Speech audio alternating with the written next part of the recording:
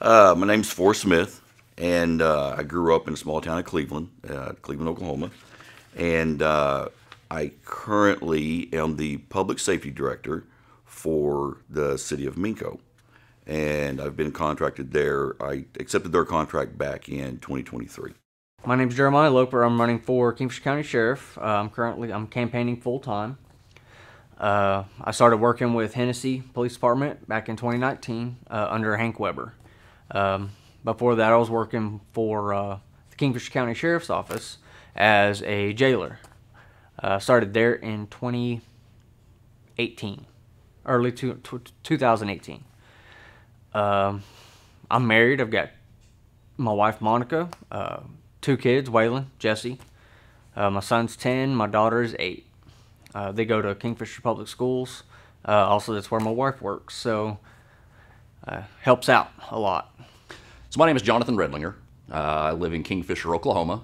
I have lived there since 2004 when I moved from Beaver, Oklahoma. I started there as a dispatcher jailer. Went to move on later on to work for Kingfisher Police Department in 2005, and then later on transferred to the Kingfisher County Sheriff's Office in 2013. I'm probably going to get in trouble for this, but I cannot remember the exact year that I met my wife, but she is a local. Got married. We have been married. Next month will be 17 years. We've got 2 wonderful children that we are raising in the Kingfisher community. She is a teacher for Okarche Public School. She teaches English there at the high school, where my kids also go to school there. My daughter's 13 and my son is 11. My name is Aaron Pitts. I grew up in Hennessey. I married Ariel Karen Brock from Kingfisher. Many of you may know her. She owns a dog grooming business here in Hennessey. Together, she and I have 3 boys, Jackson, Jet, and Jonah. I began my career in Enid as a police officer, and for the last 7 years, I've worked in Hennessey. Initially, I was a patrolman, and I began working at the school as an SRO, as a school resource officer, and was shortly after was promoted to sergeant, and I am currently the chief.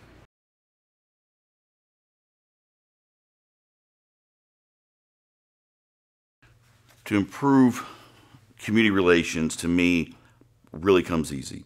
And that's integrating your law enforcement officials, your deputies, your police officers, so to speak, into the community to where they're being seen, they're engaging with the community, they're stopping in and visiting businesses, they're stopping in and having the local cup of coffee, maybe eating in the local diner, attending community functions, with Kingfisher County, with Hennessey and Kingfisher and the surrounding other towns.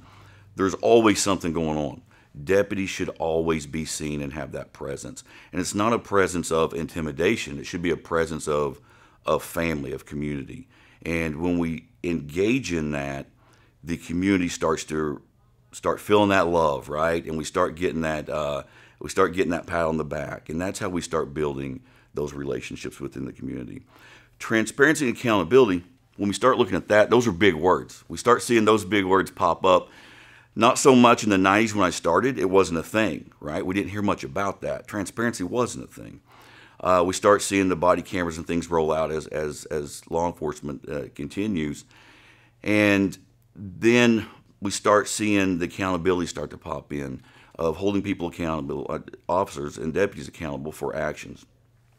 Transparency can be obtained and utilized on the benefit of the sheriff's office and the deputies if they accept it. If they accept the transparency and invite people in, invite the community in on decision-making processes. They get to see what you're doing, how you're doing it, when, where, and how. The worst thing that, as humans, we don't like the not knowing. And if we don't know, we start to formulate our own conclusions. So when we start doing that, then all we're doing is creating a barrier. And then we look into the accountability side of it. If you have an officer or if you have a deputy that may have some discipline issues or may have an incident that arises, the accountability process should not just be based on what you deem as right and wrong. we have a whole community that we get to invite in. We have resources that we get to utilize. We have pillars of the community. We have different professions that we get to go to and bring them in and start discussing accountability, even if it is just an issue with a wrong of a deputy or a decision-making process. But we always start, and it goes back to the community policing aspect of it. We start inviting these people in. You start inviting your community in to your department and let them understand that we have nothing hidden in the shadows. Like, we're an open book.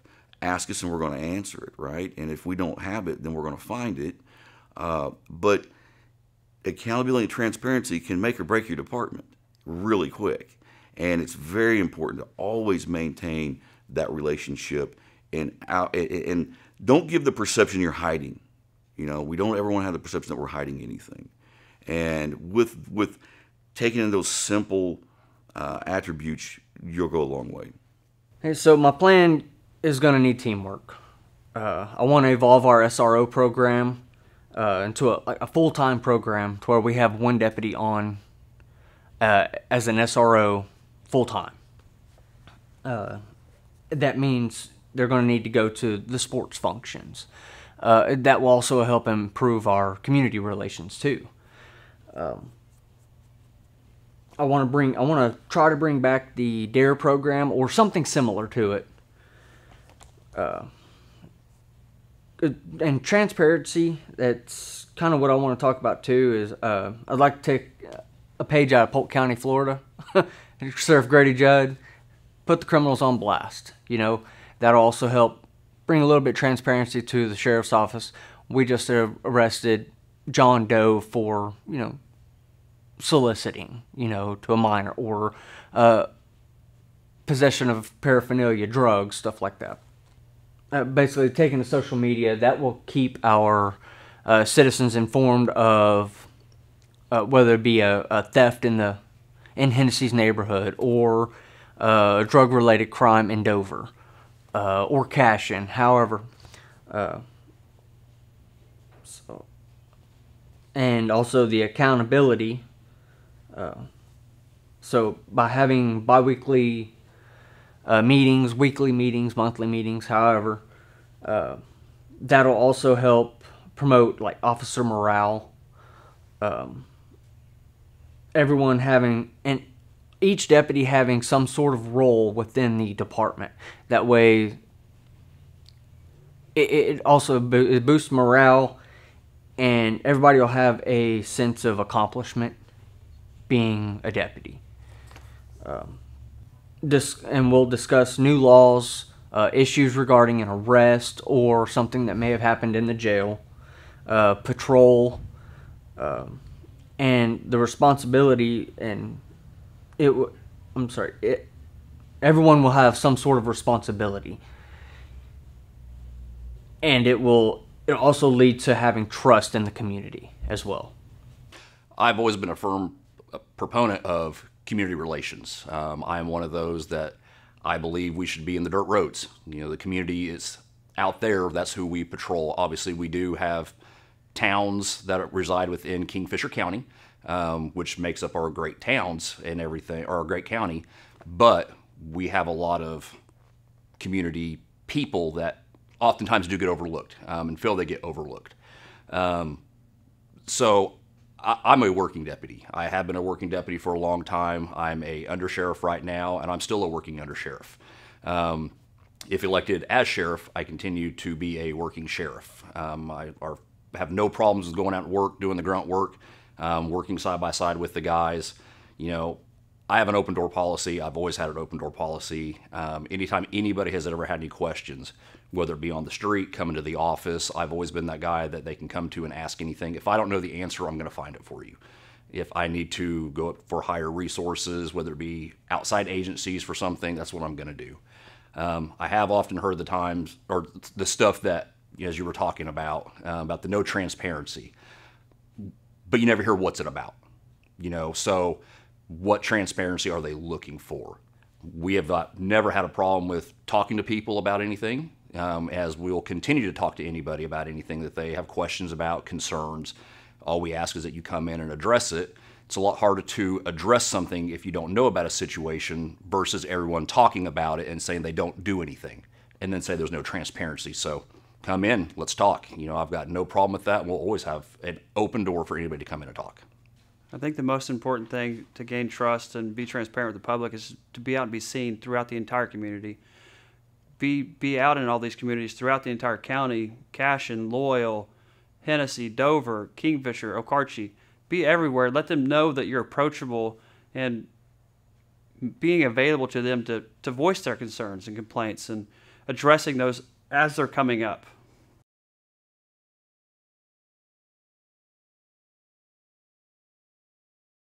It's a concern, right? And I lived it. I've lived it for 6 years in Okarche. It is a concern, and I understand that question wholeheartedly.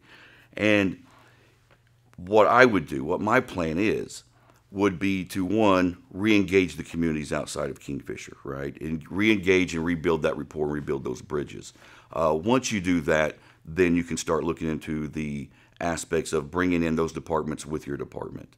I can easily go in and sit down with the leaders of those towns, their administration, their chief of police, and we can start inviting them into either a cross commission or a really strong MOU, right, which allows them to have the privilege of an increased jurisdictional base. So if I do that, one, I'm not increasing my budget and I'm not spending money. What I'm doing is showing that we're all on a team. We're all on the same team. We all got the same ideas. We have the same goals in mind. And if I can come to Hennessey and sit down here and offer them a cross commission or a really strong MOU that says if things are occurring within these boundaries and my deputy is over in Cashin, it's so much more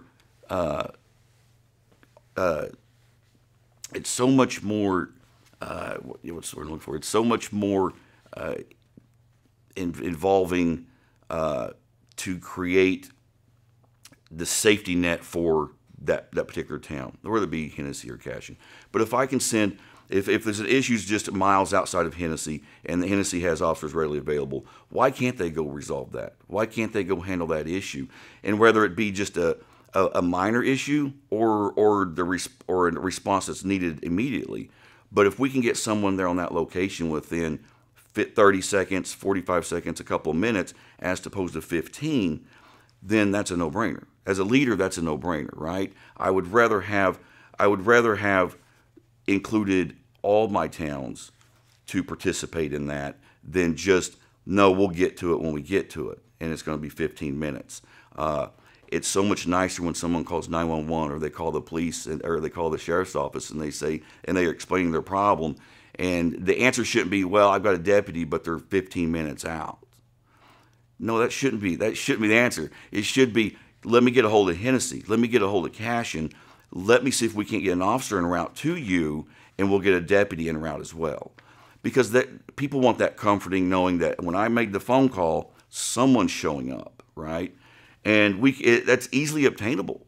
It's easily obtainable. You can take, if you have 10 deputies, then you can increase your force overnight just by utilizing these other agencies and providing them the tools and the training and jumping in there as a family and making this work. There's no reason it's not working. None whatsoever. So my goal for this particular thing, I've actually thought about this quite a lot. I would like to have 4 to 5 deputies on per shift. And having the 5 on there would help with the coverage of one of them needing to take off. And I would like to section off the county into 4 quarters. We live in a square county, so why not go ahead and separate it? And each one of those quarters, we also have a town. So therefore, we have a deputy in the northeast corner. Well, that's where Cashin's at. In the northwest corner, we got Hennessey. And then they can share with the deputy in the southwest corner.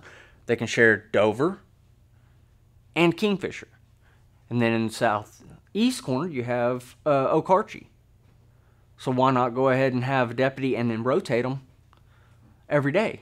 And they're 4 days a week. There's 4 quarters. They can go to each corner 1 day a week.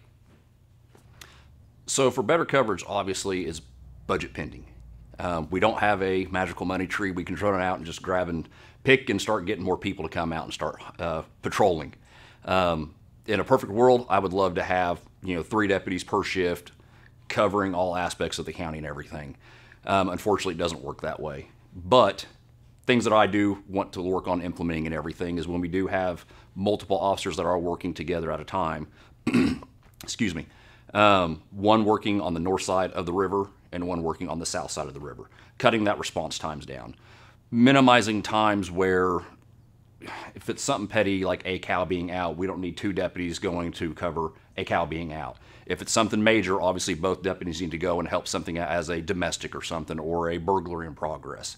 But if it's something small that one deputy can handle, you've got another deputy that's freed up that can go take calls, handle, maybe even cover the other side of the county if need be, if something's going on.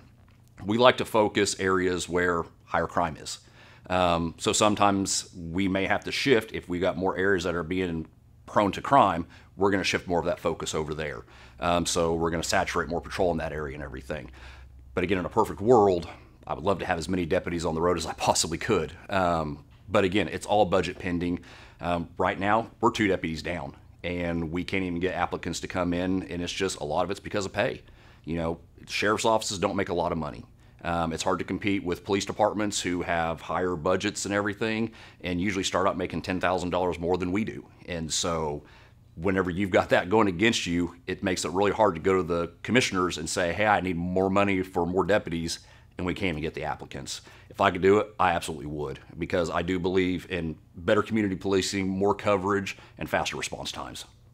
Kingfisher County is a very large county, and having a plan in place to strategically place officers or deputies in certain areas throughout the county is very, very important.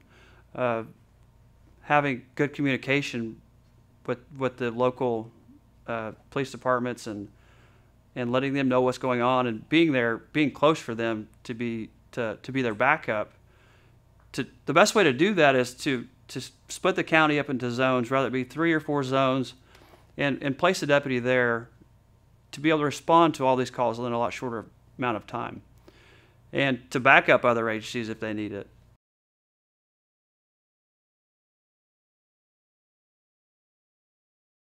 And yeah, overcrowding in the local jail, like I said, I don't know if that's a thing or if that's an issue currently, but there are things set in place to prevent that and to help expedite that process. We know in 2023, at the end of 2023, there was a task force that was created, and they issued their a 40-page document in 2023, December of 2023. And basically it breaks down the aspects of jail overcrowding. And it says, these are the things we found. These are our suggestions of what you should do as a leader to start to minimize these problems. And as done this as long as I have, I understand the question, because what you do, one of the first things you do is you start looking more at a cite and release program, right? A cite and release program, which is what I institute in Okarche, which was real simple. If you're driving under suspension, I'm not taking you to jail. We can cite you for that and get you home or find you a ride, or there's other avenues that we can utilize. There's no reason why I should lock you up, spend that time doing it, which is going to be an hour and a half just for driving under suspension. Then you're going to have to bond out on that bond, and then you're causing jail staff, right? You're creating costs there, and so we can minimize that stuff by just looking at the certain misdemeanors, and we can do a cite and release program. There's some things that you just should just not have to walk through a jail for, and they're petty things, right? They can be petty. Does it take away that we should not, jail people with felonies and things of that nature? But we can definitely step back and say, how can we start curbing it? How can we start curbing these issues before it becomes a problem? Even in the court system, streamlining our court cases, streamlining our process to get someone into a courtroom. Whether we have programs that they can pretrial release programs as opposed to bonds. You know, if I have a $10,000 bond on someone, they may have to sit. They're going to sit. But if we have a pretrial release program that works, and we have the monitoring system set in place, then we can get those people back out into the community for nonviolent offenses. So, first off, there actually needs to be overcrowding to deal with. So right now we have a 100+ inmate facility, and we only have, I believe the last time I looked, it was 33 inmates. So there's not the issue of overcrowding. But at the old jail we did, where it was a 42 inmate population, and what we did there was, if they were just on fines and costs, in there for maybe they picked up for a seatbelt warrant, talk to the judge and the DA, let's get them out of there to where we can make room for somebody that has a more serious crime. And that would probably be the way I would attack it also, the same way. Let's get the fines and costs out of there. Let's get these misdemeanor warrants taken care of. That way we can bring in bigger fish, if you will. On overcrowding, our facility holds 101 inmates. That's what we are slated for and coded for by the state. I can tell you right now, currently we have 30 inmates that we are housing. We are not overcrowded by no means. On some weekends, we do have some people that come and serve time on weekends. So we might at most get up to like 35. Now, that's not to say if somebody gets incarcerated over the weekend or something, they may have to stay a little bit longer. They may bail out the next day. So those numbers do fluctuate a little bit.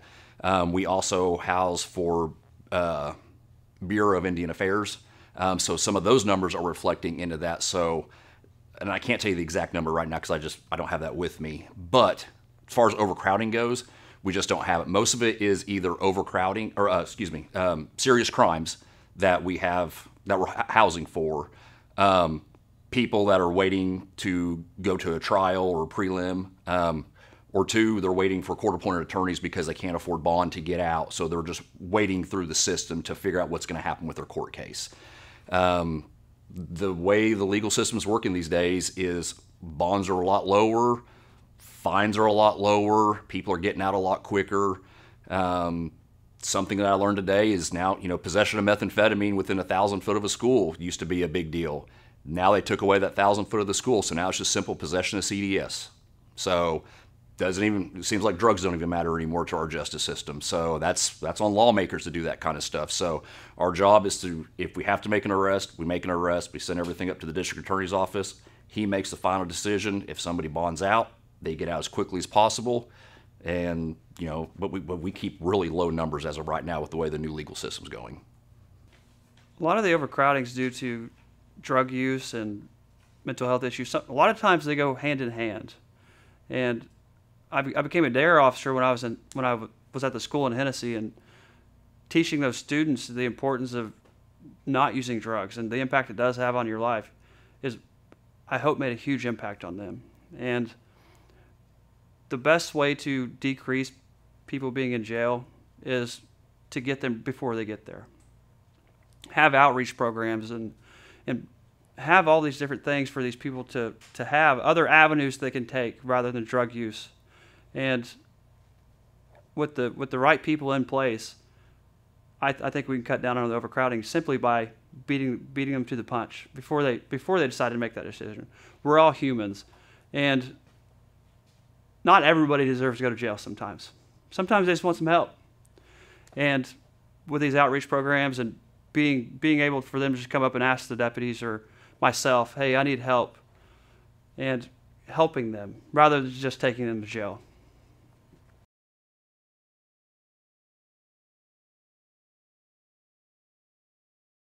Drugs are everywhere.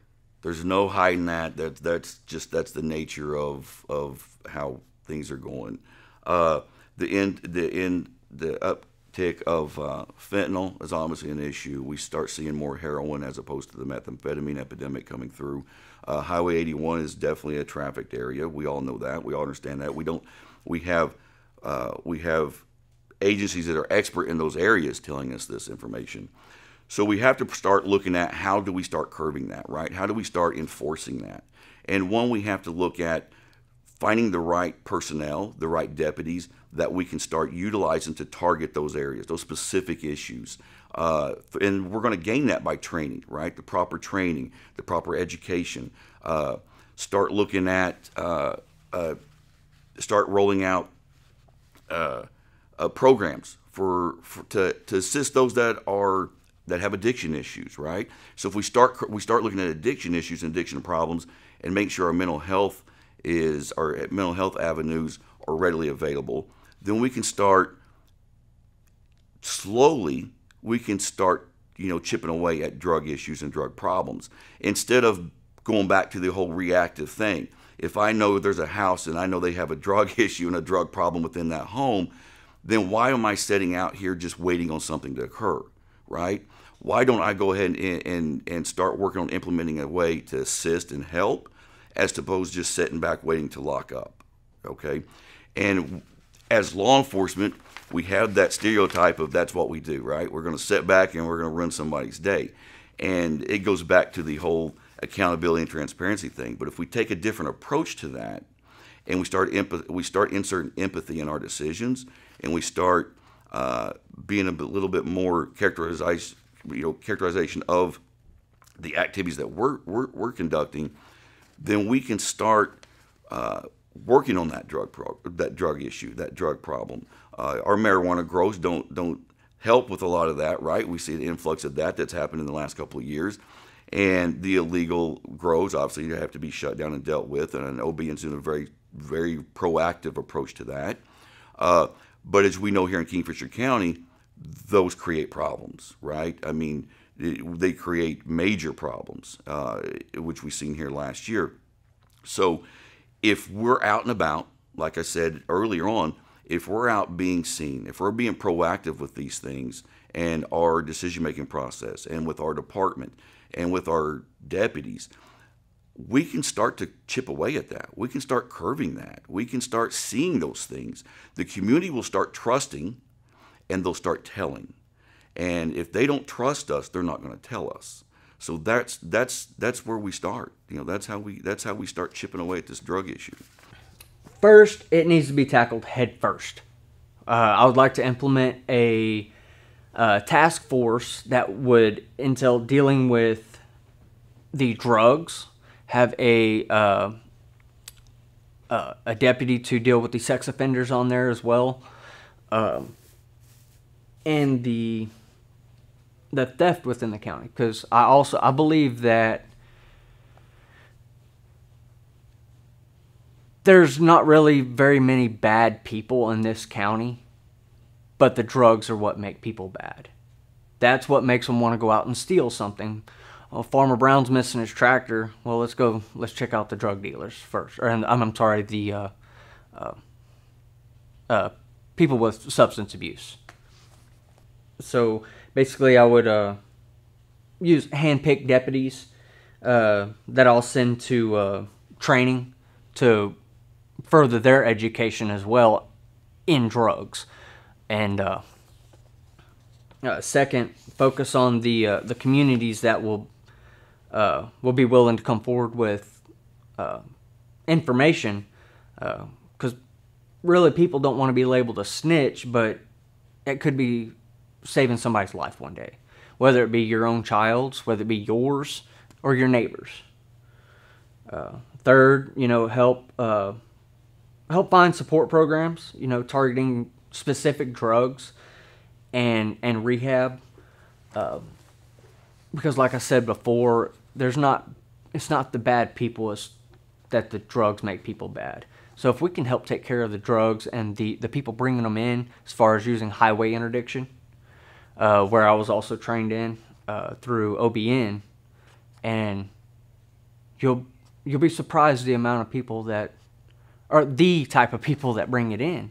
I've seen where grandma's bringing in loads of cocaine, and it's just not, it's the person you least expect. We still tackle drug crimes as much as we possibly can. Right now, everything's misdemeanors. It's not the old days where things were felony charges and they would go on. As I said in a previous comment, Back whenever you were caught with any CDS, being like methamphetamine, heroin, anything like that, within 1,000 foot of a school, it used to be a felony. Now it's simple possession, which is just a misdemeanor. Do I agree with that? I do not. But the way the laws are wrote now, that's what we have to go by, and that's what we will enforce and stick by. But as long as there are still drugs in our counties, in our communities, we will still continue to attack it. We're currently working investigations. We're still going to be working investigations into those things. Drugs are always a bad thing. We can only do so much with it at so much at a time. But we try to tackle everything that we can. I mean, anything from a traffic stop to people that are selling, anything like that. It is a bad pandemic that needs to be addressed more. The best way to deal with drug-related crimes is cut the head off the snake. Find out where these drugs are coming from. Work with the other agencies in the state, OBN, all these other places that they have a little more resources than we may have to be able to deal with these issues, and find the people that are dealing these drugs and supplying them and dealing with that issue. Once you deal with that, you'll notice the drug-related problems in the county go down a lot. And just the people that are regular users of drugs, I come back to the outreach programs and help find these people help. That's all they want is some help. And sometimes us taking 5 seconds out of our day talking to somebody could prevent that person from using drugs.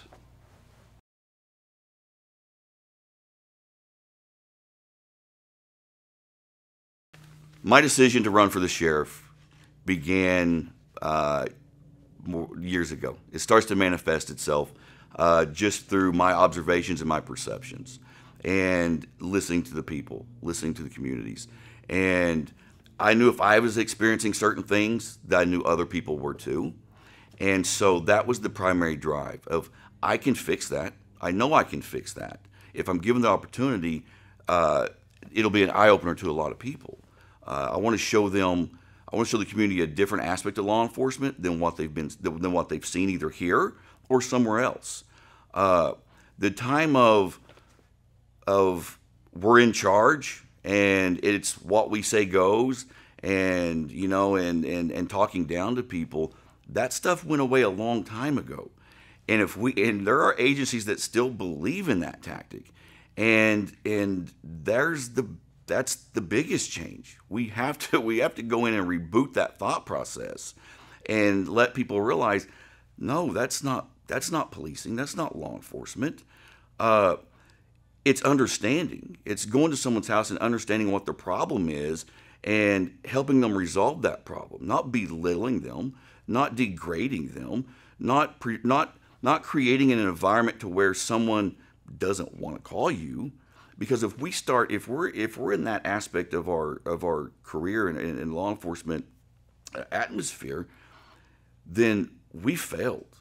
We have failed. And when I go out to these other communities and I hear stories and I listen to these things, we're failing now, and we've been failing, but we've become accustomed to it.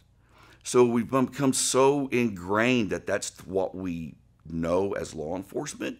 We've learned to accept it. And we have to break that stigma. We have to show the community that there's a better way. There's a better way to do law enforcement and to interact with the community. And with my ideas and my strengths in those areas of community policing, I know I can change the Kingfisher community for something completely better, something they've never seen before. So, first off, I may have said it already, but I'm pro Second Amendment. I'll proudly sign with the 2A Association dealing with federal overreach, because I wouldn't want the federal government come in trying to take my guns. It's important to assist with intervention programs for dealing with individuals struggling with substance abuse. Alcoholism and mental health is a really big one. Considering that we don't have the necessary facilities to house our mental health, they always go to jail. And I don't think that's right. They gotta have, Oklahoma really needs to have a better understanding of our mental health, because I have family members that struggle with mental health issues, and it's heartbreaking seeing a loved one go to jail when that's not where they need to be. I would have a full-time deputy, probably specified to a mental health situation, where this certain deputy be in charge of our emergency orders of detention, where if somebody is threatening suicide, that's the deputy I'm calling. He's going to know it the law back and front.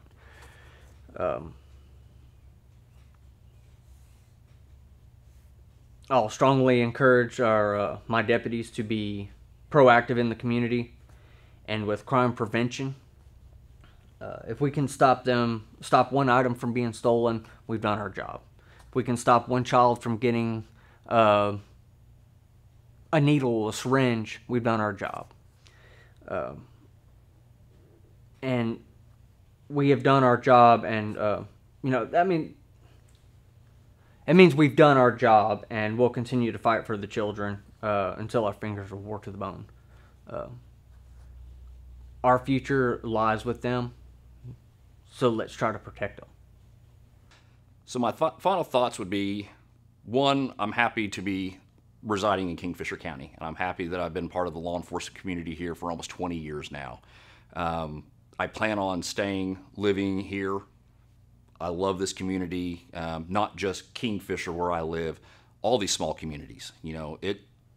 It's everybody. Law enforcement can't be everywhere, but a neighbor might see something that can help us out. So everybody plays a vital role in everything that we do.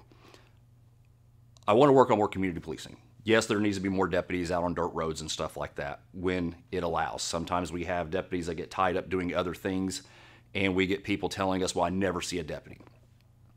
I can get where they're coming from on that, but sometimes deputies do drive by, and it may be late at night, and they may not see them. They could be off at work, and they may not see them. We do have 906 square miles, and sometimes for one deputy to be covering that, chances are you may not see that one deputy. But I am thankful for the group of men and women that I do work with. I trust in them.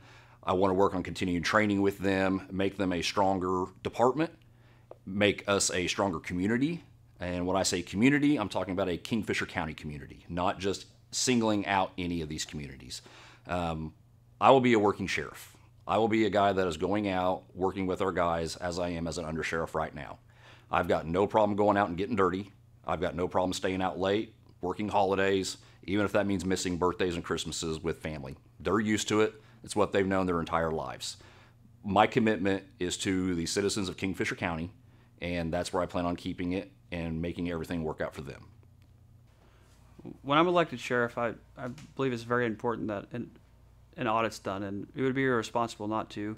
Anytime somebody buys a business from somebody else or takes somebody else's job or you become a CEO, you want to know what you have. And knowing what you have, it lets the taxpayers of this county also know what you have. It's also very important to me to be out and be seen and be out working with the other deputies and letting people know I'm just one of them.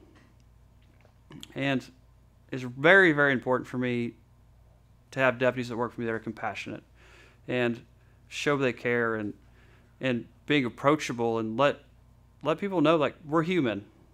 We have feelings just like anybody else, and sometimes as law enforcement officers we're very stern, but there's times to be stern, but there's also times where compassion is needed too. And knowing that not everybody needs to go to jail sometimes. And sometimes they just need some guidance. And there's nothing wrong with giving them guidance. And sometimes it does lead to jail, but that was a choice they made. And sometimes we have to hold them accountable for their actions. But you can be compassionate while taking them to jail too.